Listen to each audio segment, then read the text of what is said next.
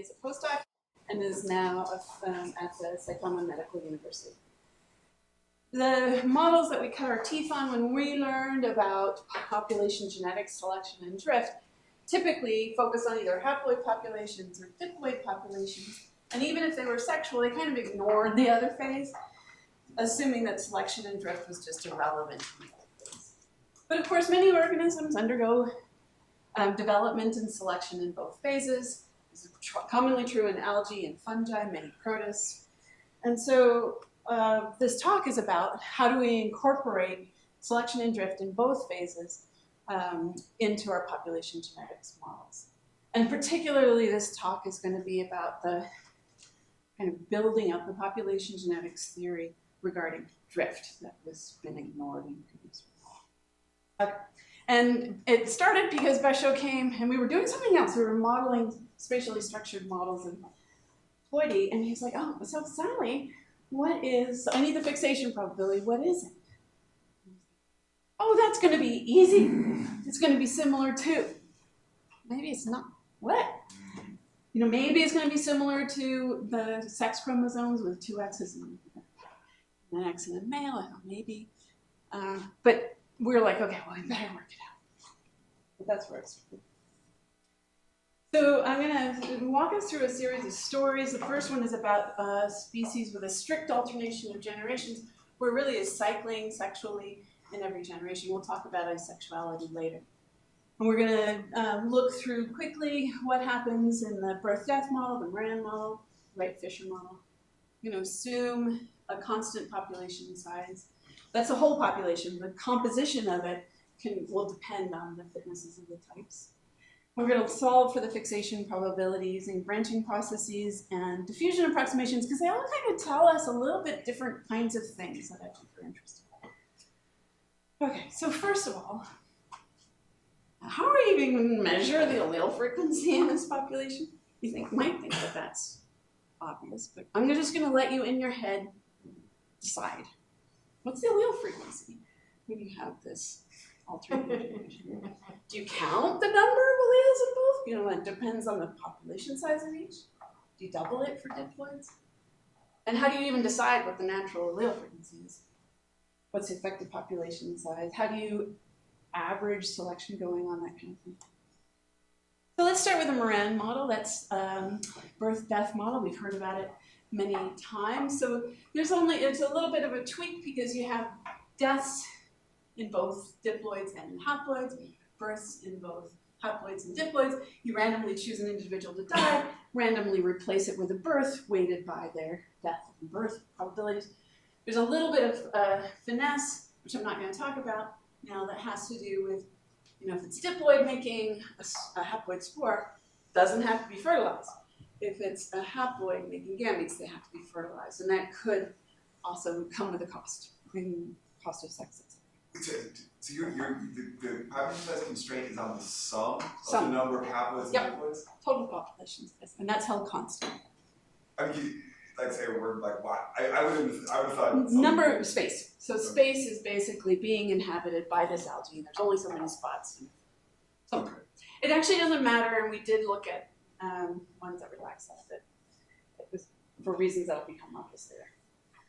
So when the mutant gene is absent, the resident population approaches an equilibrium, and that, depending on all these birth and death rates, where we have a haploid population size and a diploid population size.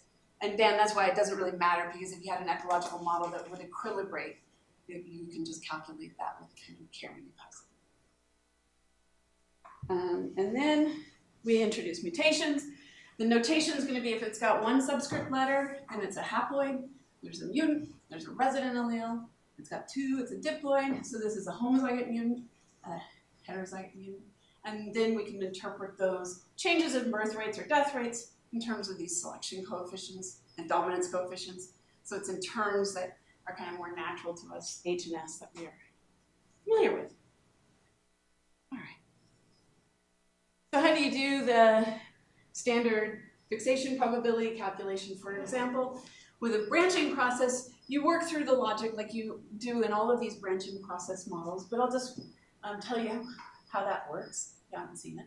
So I'm going to actually focus on pi, the probability of loss, which is 1 minus the probability of fixation. And it happens in a population where it either happens in a haploid, it arises, there's none of it, and then it arises in a haploid, or it's a single copy in a diploid individual. So if it's going to be lost, we have to think through what are all the possible birth-death events that could happen.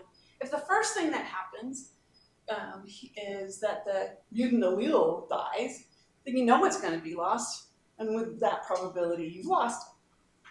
But if somebody else, like one of the resident haploid or the resident diploid is the first one to die, and it's not replaced by this mutant, then you're just back to where you were starting. And then you have these other terms that have to do with, well, actually, somebody else could have died and the mutant was the one that reproduced. And so now you have one copy of the haploid, that parent, that did not die, and it gave rise to a kid, and that kid's in the other ploidy phase, the haploid gives rise to a diploid.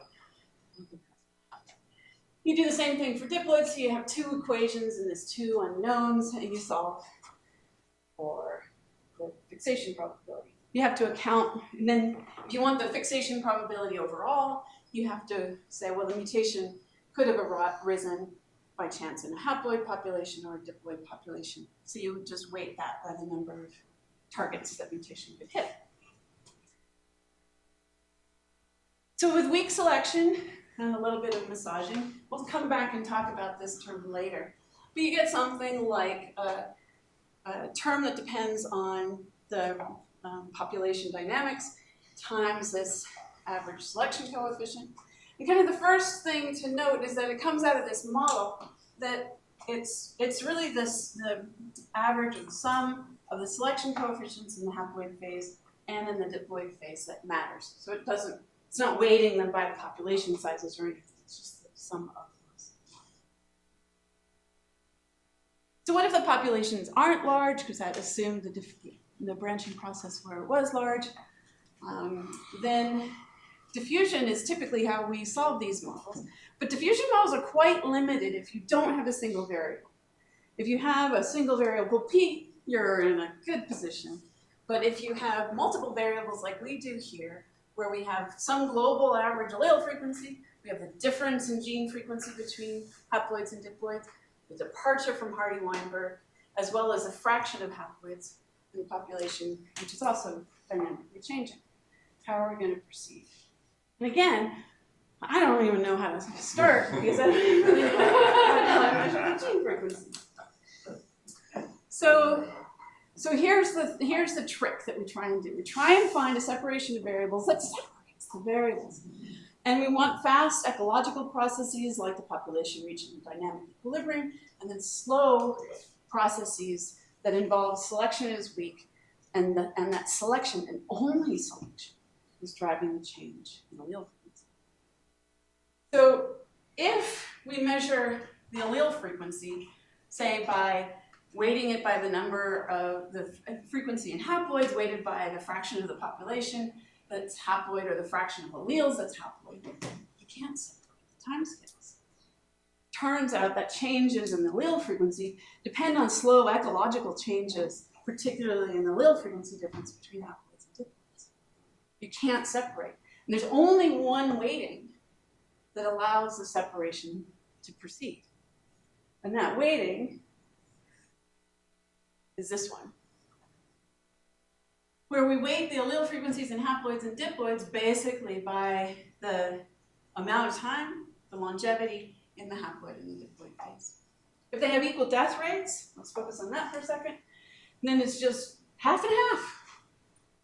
Half the allele frequency in haploids, half the allele frequency, doesn't matter what the population size is. Did anybody have that in the back of their head? Good, it's actually a surprisingly oddly hard question. And I think it needed math to help us through. And in hindsight, we probably all should have figured this out. This is one of those things like in hindsight, yeah, obvious. But if you go think backwards in time, the alleles are spending half the time in haploids and in diploids. They have different longevity. It's a little bit longer, the two, and they have actually higher class reproductive values. They spend more time in one phase in this. That feels like Mark's average. it's how much time you look at an allele. Yeah. It's half and half. It's half and half. Yep. There's a little bit more complexity later, but yes, exactly. We have to know what fraction of the births are happening in each age class, in each diploid class. So when with this and only this allele frequency weighting, then changes in the allele frequency are only proportional selection. Selection's gone, no change in allele frequency. That's not true of the others, where changes in delta can drive changes in P. And now once we have a single equation for changes in P that depend on the selection, we're back to the diffusion world, where we can calculate when there's the sampling of the population in this Wright-Fisher model. We can calculate the mean allele frequency change and the variance in allele frequency change through that sampling process and plug it in. We could get once that we have that, we could get the probability of fixation, which is I'm showing here, but everything else. We wanted the probability, the time to fixation or conditional time to fixation, all of those other things are now possible because of the separation of time scales.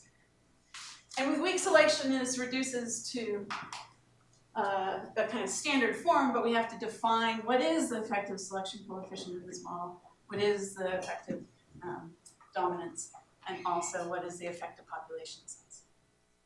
And I should say a few things.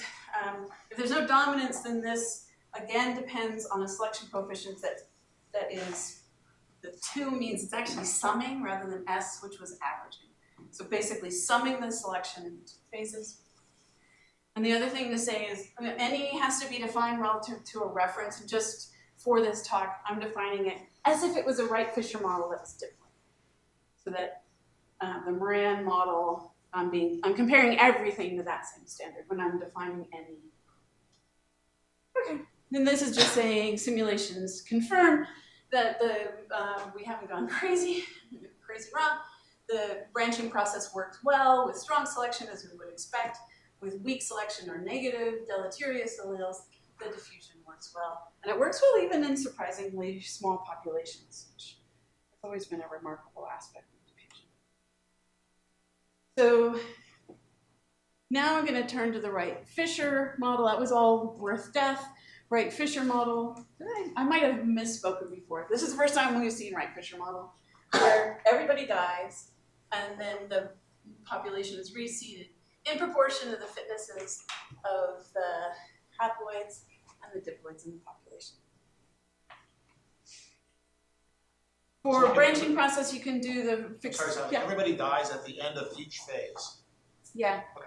No longevity. Yeah. No overlapping generation. So how Haldane derived this fixation probability was assuming the population size was large enough that multinomial sampling is approximately Poisson. So your chance of dying is a chance of having k kids, and then all k of those kids independently have to die. But they're all, if the mutant appears in haploid, all the kids die. If the mutant appears in the diploid, all the kids die. And these can be solved, these sums, and approximated with weak selection to give us a fixation probability for the Wright-Fisher model. It's double for that, so you probably memorized it, I'm sure, from before. And it's basically twofold higher than what we saw with the Moran model, and that's typically the case, that the Wright-Fisher model gives you twice the fixation probability. It's easier to establish the whole population is erased at once. And the way I like to think about that is that in the Wright-Fisher model, there's only the births are stochastic, everybody dies. Whereas in the Moran model, there's kind of 2 stochastic aspects in the choice of the birth and then the choice of the death. I'm not sure if that's a good way, but that's how I think. It's typically the case that the Wright-Fisher model has less variance in reproductive success and a higher fixation. So again, we might ask, how do we do the diffusion? What's the natural allele frequency? Is it the same allele frequency, or what do we have to use here?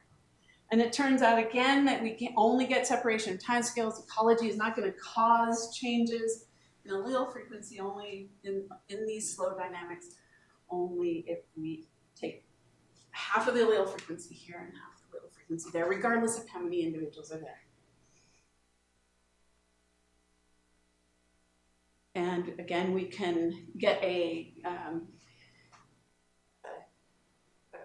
fixation probability, and under weak selection, reduce it to these same quantities, an effective population size, and a selection and dominance coefficient. So basically, these are saying things like the selection and dominance coefficient have to describe the diffusion, the mean diffusion when the alleles are rare or when they are common, that matches what we would have seen in the reference Wright-Fisher population. That's what I mean by an effective dominance coefficient. It's the same properties. So that if you substituted these into the diploid Wright-Fisher model, you'd get exactly the same diffusion. And it works.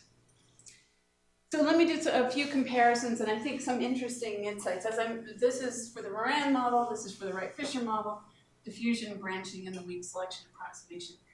And first of all, these are just rescaled. So they're all divided by S, but this fixation probability is approximately 1S in the Moran model, 2S in the diploid model. But that's kind of not the most interesting aspect. The most interesting aspect of this is that the fixation probability becomes really, really low if the population is predominantly haploid or predominantly diploid. If there is a phase that's super reproductive and making lots and lots of babies, you'll actually have a lot of the other phase, but very few of the highly reproductive phase. And that means that drift will be very strong in that rare phase, which makes sense. The other aspect is you could ask, when is drift minimized? And it would be minimized, this axis is the frequency of haploids in the population. It's minimized if 2/3 of the population is haploid. And that kind of makes sense because then you have equal numbers of chromosomes in the two phases, and the kind of strength of drift is similar in the two phases. Here's a comparison. So going back to, this will be easy. It'll just be like the excellent case. It's not. The NE is not the same. The dynamics are not the same. And this is just calculating what the NE is as a fraction of haploids in this model or males. And the sex-linked case is blue. Autosomal case, but where you have separate males and females in black. And then this haplodiploid case. So it is unlike the other cases, and that's because in this model, diploids have to give rise to haploids, haploids have to give rise to diploids. That's not true in the X-linked case. An XY male can give rise to daughters and sons. So you just don't have the same kind of cycling through the ploidy phases. I don't know if this is helpful or not, but this is another way I was thinking about it, is that in some ways it's interesting because drift is effectively less in haploids because when you're sampling two alleles and the diploids that descend from them, whereas haploids are not as well sampling the diploid parents. And so having more haploids is actually increasing the effective population size. That's maybe one way to think about it. Whereas in the sex-linked case, it's the opposite direction. You want fewer males to maximize the effective population size, and that's because the females are carrying two X's. So it goes in the opposite direction. One other comment I mentioned is briefly again is that ignoring the fertility selection, it's really the total amount of selection in the two phases that determines the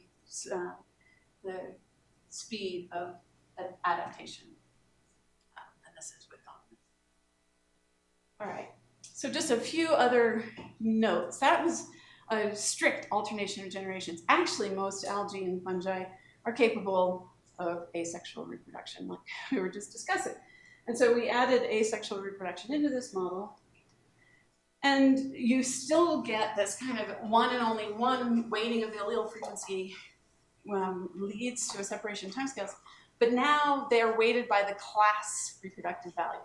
What fraction of the population will descend from the haploid class today, or from the diploid class today? This is consistent with all of the other models that I've just shown, because if they're equally long-lived, then that's 50-50. If they differ in longevity, then more of them will descend from the more long-lived one.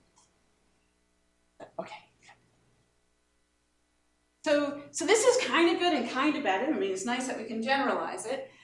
Everything, the allele frequency, N, E, S, and H, now depend on the class reproductive values. This is a little bit problematic because we're not going to know the class reproductive value in order to get the right allele frequency.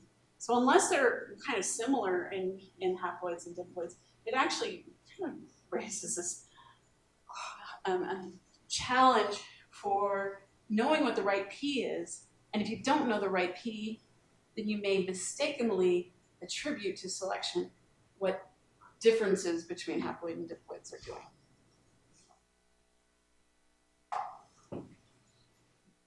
I think I'll skip that. This is just results as you change the amount of haploids, asexuality. And I think the key thing is if your allele is favored because it does something in haploids, the more haploid asexuality you have, the higher the fixation probability. If its benefit is in the diploid phase or more in the diploid phase, it's the opposite. That makes sense. All right. So there's another aspect that we thought about when we were doing this, and that was kind of inspired by some work that Mark Kirkpatrick and others were doing about the FST between the sex chromosomes. We were wondering, well, maybe we can use FST between haploids and diploids in order to estimate the amount of sex that's going on in this population. If it's really, really well mixed, we're not going to have much FST. But if it's really low, then maybe we can estimate it. So that's what we looked at, and this is the work we were just doing recently. And we used Rousset's measure of FST, which is an identity by descent measure, and it asks how identical by descent are two alleles if you happen to sample them from either the haploid population, but they're both from the haploids, or both from the diploid population, relative to if you sample from the different ploidy phases. And that we calculated, and following Rousset et al. In the limit of no mutation, we get an FST measure. That's the FST measure. That's based on this identity by descent. And in the case where there's not much sex, so this is when you expect FST to be highest, right? This is the best case scenario for estimating the amount of sex because they're not well mixed yet. Then you can estimate the number of migrants effectively from diploids to haploids. That's the amount of sex in the diploid phase, or from haploids to diploids, using these FST measures in haploids and diploids. And now you don't need the class reproductive values, which is nice because you don't know. You do need, the other thing you do need is the fraction of individuals that are haploid, but that's measured. And this is just simulations to show that you can get a rough estimate of how much sex is happening. In this case, so this is NM, the number of migrants. This is one here, just different simulations with roughly one sexual event in the population in each direction, each generation. This is the amount of sex from diploids to haploids, haploids to diploids, and the average. This is what the equations I just showed you. In the simulations, we couldn't have really small mutation rates, so there's a correction for the mutation rates not being that small. We would have had to have a bigger simulation in order to get realistic small mutation. So anyway, I think it's going to be a noisy measure. Don't expect to have a lot of precision in your estimate of the amount of sex, but certainly order of magnitude. So I think I'll stop there.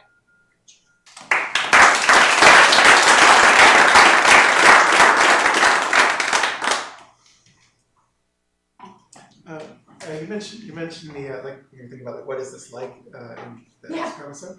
I mean, while you're talking, we thought of that kind of haplodiploid systems where you have the, I guess it's some of the X chromosome. That's exactly like that sex chromosome. Yeah. So if you're thinking of Hymenoptera or things like that, where then it's like the whole genome is either XX females or XY males. Right, and you got the alternation that happens every 2 generations rather than in 1 generation. You know, with the right, like the sort of, but like the like female to male, like diploid to haploid back to diploid, or diploid. You got the diploid. No, because like in each generation, a female can give rise to a female. Right. Yeah, so Right. it's not quite the same. not quite the same. Yeah. Yeah, it's one of these like it should have been the same, but Can you get like an allele that really specializes in being haploids, Yeah. or diploids or something? yeah, I took those out, but if you have ploidally antagonistic selection, you can maintain a polymorphism here. Just like you can with sexually antagonistic selection.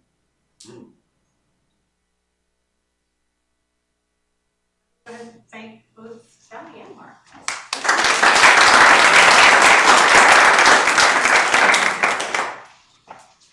Okay. So